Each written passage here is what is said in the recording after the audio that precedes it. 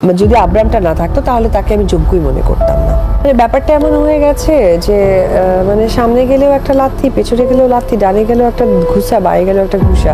তুমি হাঁটবা কি? দেখতে যাকে ভালো লাগে না তার চলন বেঁকা।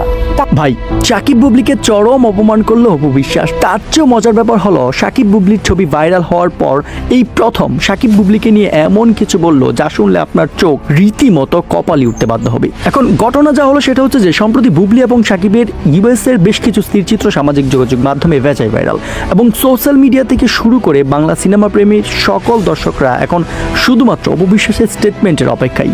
অ্যান্ড অবশেষে সেই স্টেটমেন্ট প্রকাশ পেল।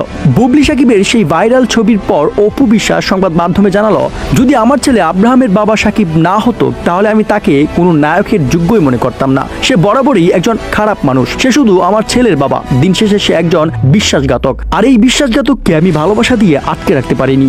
সে অবশেষে বুবলির কাছে গিয়ে ধরা দিয়েছে। এমন কিছু জানলে আমি কখনোই তাকে আমার ছেলের বাবা মানতাম না।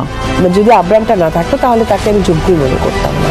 ব্যাপারটা এমন হয়ে গেছে যে মানে সামনে গেলেও একটা লাথি, পেছনে গেলেও লাথি, ডানে গেলেও একটা ঘুষা, বায়ে গেলেও একটা ঘুষা।